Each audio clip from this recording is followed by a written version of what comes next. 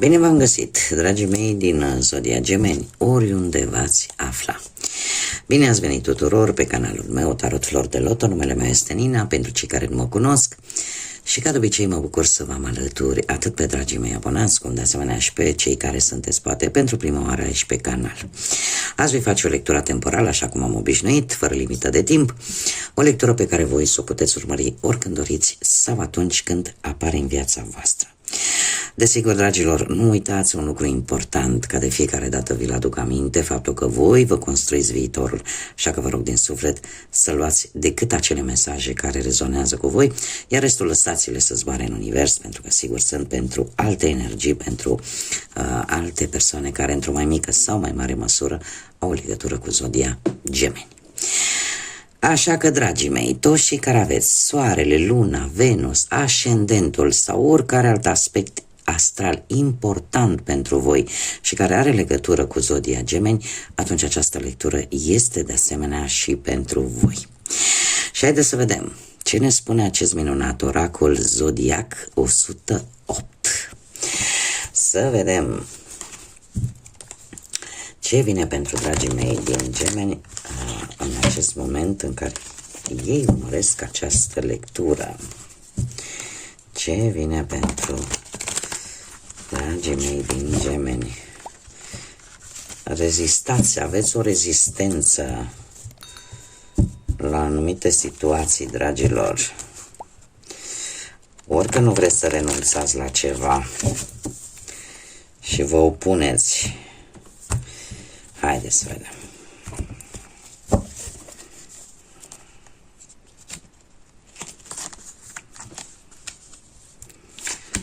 Da, se pare că Zodia Vărsător, foarte interesant, Zodia Vărsător și zodiile de pământ, Taur, Fecioară, Capricorn, pentru unii dintre voi cel puțin, au o anumită importanță. Acum, se pare că ați traversat o perioadă în care v-ați simțit un pic pierduți. V-ați simțit un pic într-un labirint, așa. Ați fost un pic, a existat această dualitate umană. Unii dintre voi poate că v-ați simțit un pic dependenți de o anumită persoană sau de o anumită relație sau de o anumită situație.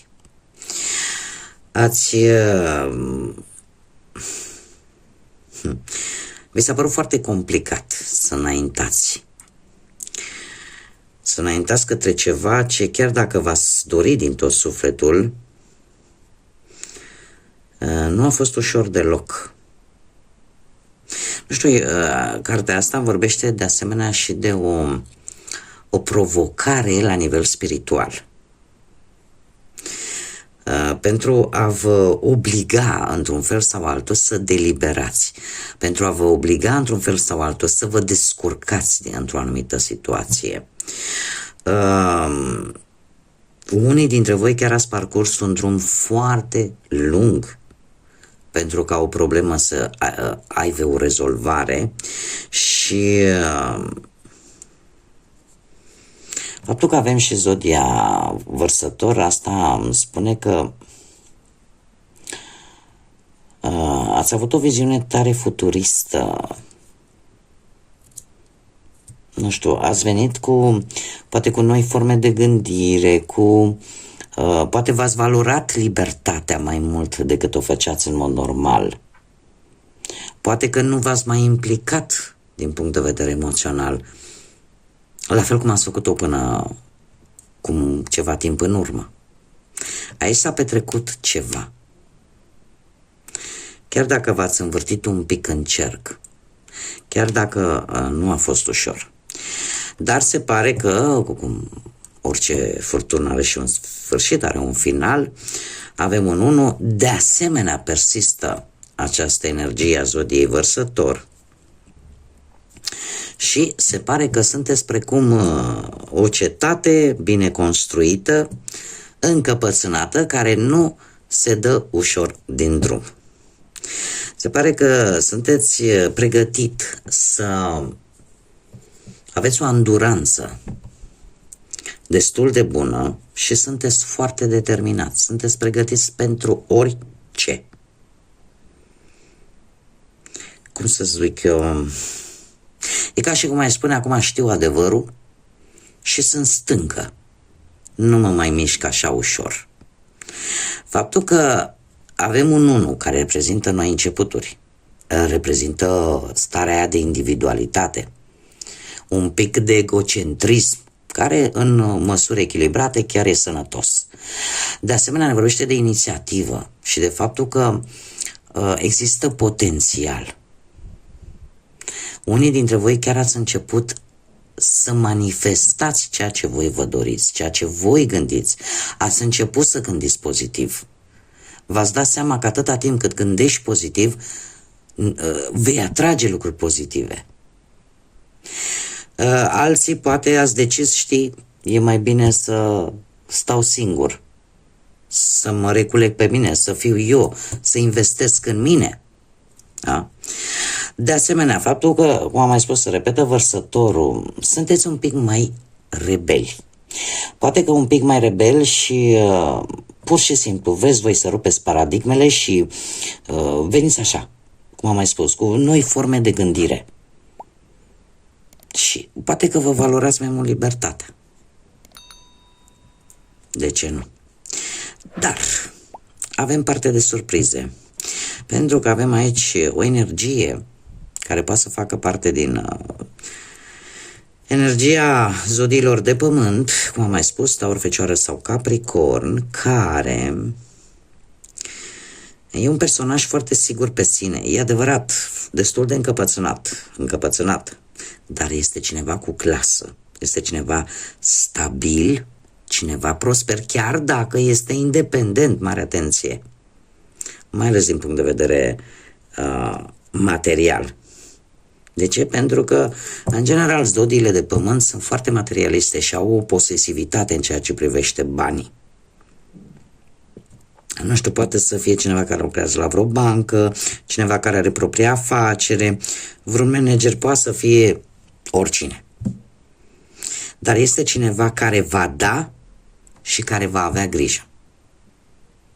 Și eu zic că astea sunt niște calități extraordinar de bune. Haideți să vedem ce ne spune și tarotul. Ce vine pentru dragii mei din Gemeni în următoarea perioadă? Dragilor, dar de ce sunteți așa de... Mi se înțepenesc cărțile. Nu știu, ori că țineți cu dinții de ceva. Haideți să vedem. Ce ne spun cărțile?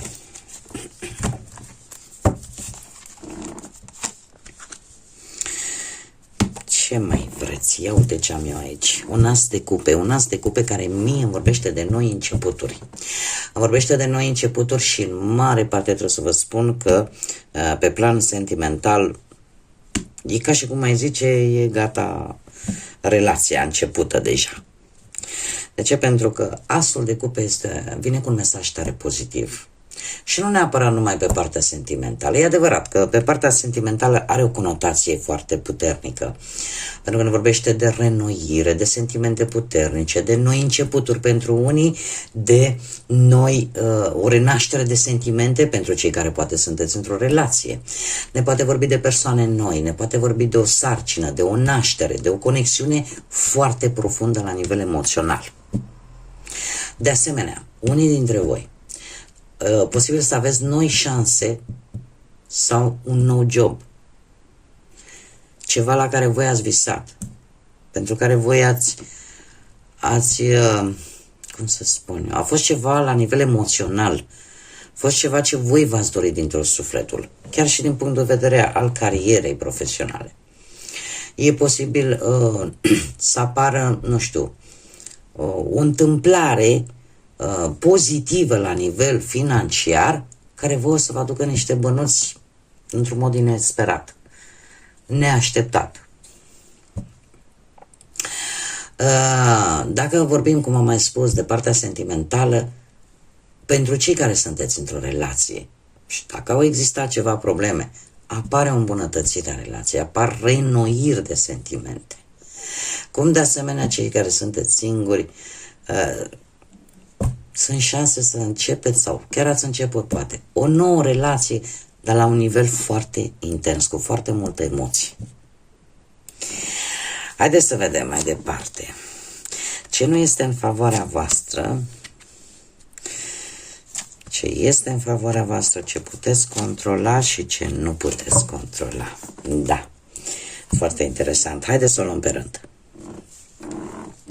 Dragilor, ce nu prea este în favoarea voastră? Faptul că voi, în momentul în care dacă veți vrea să lăsați în urmă ceva pentru simplu motiv că nu ați obținut ceea ce voi doreați, sau pentru a nu distruge ceva, sau pentru a vă simți voi în siguranță, sau poate că vi s-a părut că ați dat prea mult și nu ați primit nimic sau prea puțin, e posibil ca ceea ce voi veți abandona, care voi considerați că nu vă mai folosește, totuși să joace un rol defavorabil pentru voi.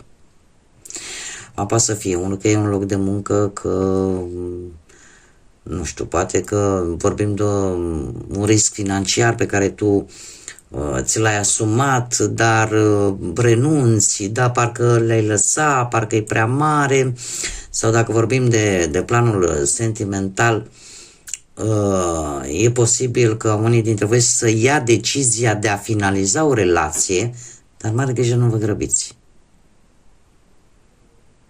Dar nu vă grăbiți, pentru că poate juca un pic în defavoarea voastră, în situații care pot apărea. Există o multitudine de situații. E posibil ca unii dintre voi, mai ales cei care sunteți singuri, să renunțați la o posibilă relație din motivele pe care le-am spus la început. Că vi se pare vouă că nu e ceea ce trebuie, că parcă voi dați mai mult și trebuie să vă spun un lucru. Indiferent de ce situație și de ce aspect al vieții vorbim, cel puțin în acest pachet de cărți aveți decât 3 cupe din 8 care s-au vărsat. Restul sunt pline, deci mai mult de jumătate sunt pline. Așa că cântăriți bine această decizie, indiferent de ce aspect al vieții vorbim. Pentru că resurse încă mai sunt. În schimb, ce o să fie în favoarea voastră în următoarea perioadă? Un eveniment important, dragilor, un 4 de bâte, un eveniment important care poate să aibă legătură cu familia, dar care să-ți aducă, nu știu, ori că există o celebrare, o întâlnire cu familia, cu prietenii, cu cineva drag, cu persoane dragi vouă, sufletului vostru, care să vă aducă un pic de stabilitate. E posibil ca unii dintre voi chiar să, nu știu, să vă luați așa o mini-vacanță reparatoare cu prietenii, cu familia și cumva să vă mai reveniți, să ieșiți din acest cont de umbră și lucrurile să meargă cumva în favoarea voastră. E posibil ca la locul de muncă să îți îndeplinești un anumit obiectiv, să apară anumite îmbunătățiri și în felul ăsta încet, încet greul va trece. Cum de asemenea apare o celebrare, o creștere economică care îți va da motiv să celebrezi și care, eu aș spune că în felul ăsta, asta te va ajuta să treci peste o situație financiară destul de grea, prin care posibil unii să fi trecut. Cum de asemenea apare un motiv de bucurie, mai ales pentru cei care sunteți într-o relație, că poate să apară, nu știu, un eveniment, fie el un botez, fie el poate o viitoare nuntă. Este un motiv de bucurie în relație. Cei care sunteți singuri, sunt mari șanse să găsiți pe cineva la un eveniment, așa cum am mai spus, fie el nuntă, botez sau orice zi de naștere, orice alt eveniment în care bucuria e la loc de cinste. Ce puteți voi controla? Voi puteți controla anumite conflicte, anumite tensiuni, atât cu alții, cât și acele tensiuni și conflicte interioare pe care voi le puteți avea. Puteți controla o anumită schimbare după un anumit conflict în care poate fiecare crede că are dreptate, dar cumva fiecare își urmează interesul. E posibil ca unii dintre voi să locuiți sub acoperiș cu mai multe persoane. Controlul stă la voi.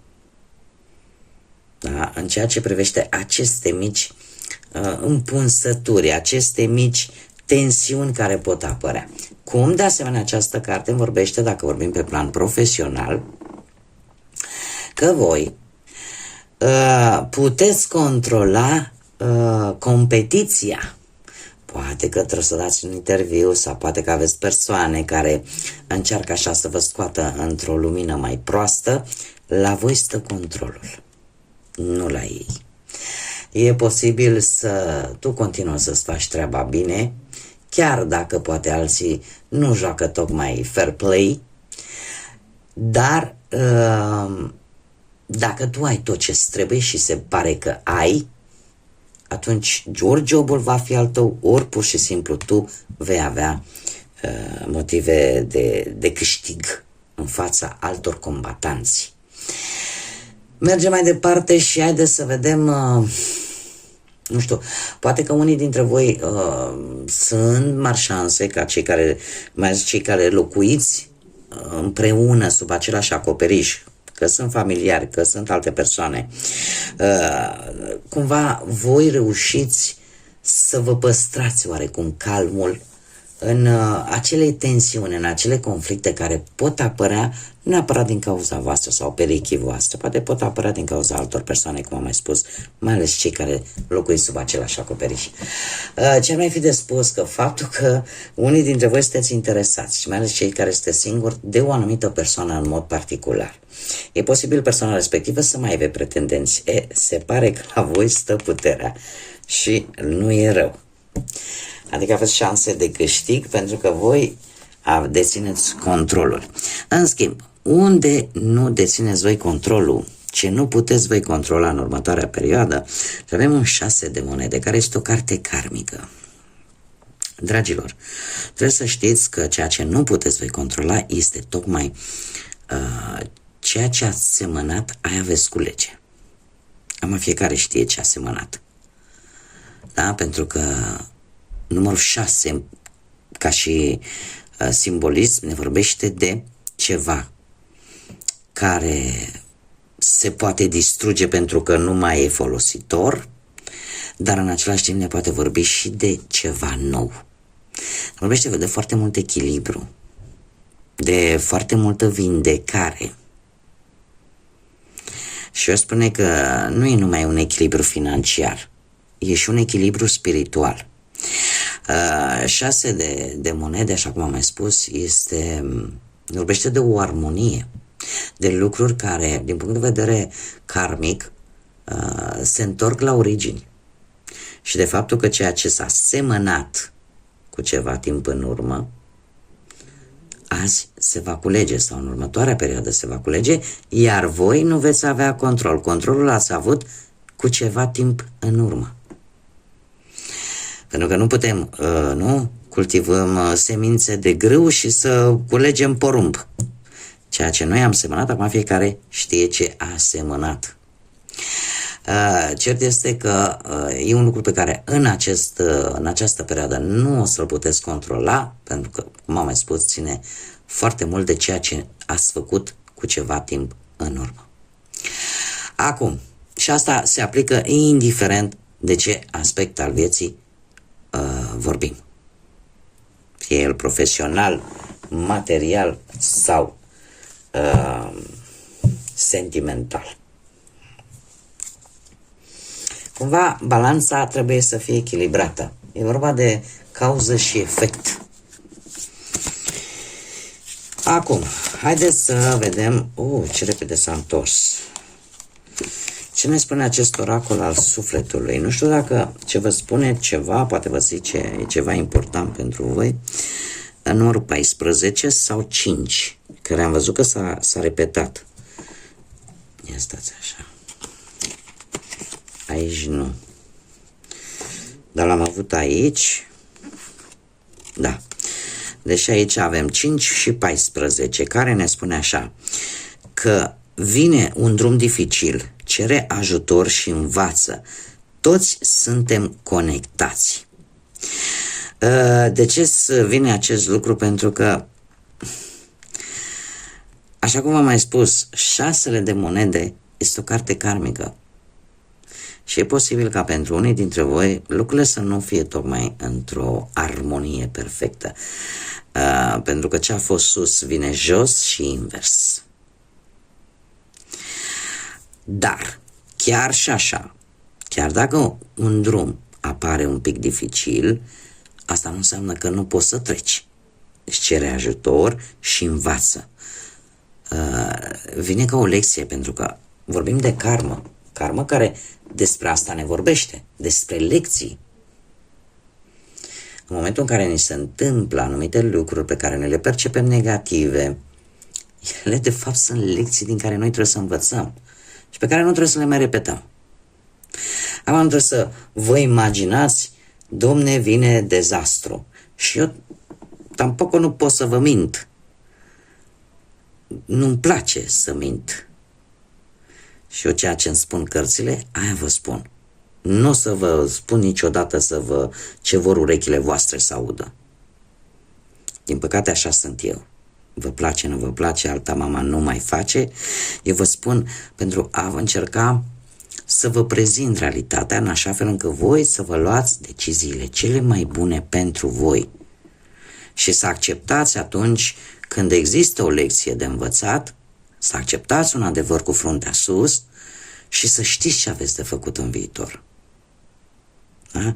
Nu trebuie să o luați neapărat ca pe ceva, numai și numai ca pe ceva negativ. Este simplu.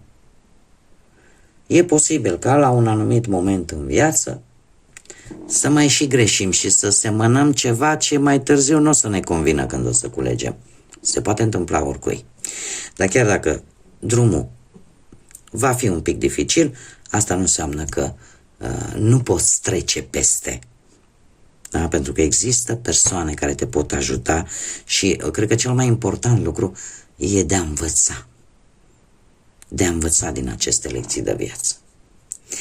Bun, dragii mei, cam atât am avut de data aceasta pentru voi. Eu vă mulțumesc pentru atenție, vă mulțumesc pentru tot sprijinul vostru, pentru like-uri, distribuiri, comentarii, faptul că v-ați abonat. Desigur, dacă ați rezonat, dacă vă place stilul în care eu fac aceste lecturi, eu vă aștept, chiar și pe cei care încă nu v-ați abonat, să o faceți, să ne întâlnim aici